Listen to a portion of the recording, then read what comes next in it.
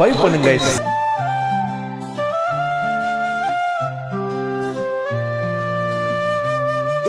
நீ ஒரு அருவி என் கருவி எடுத்து அருவி சொருகினால் பிறக்கும் புதிய பிறவி. தூத்துக்குடி கொத்தனார் தூக்கி போட்டு குத்துனாரு, பக்கத்துல பாம்பு படுக்க போட்டு இங்க மரம் காத்து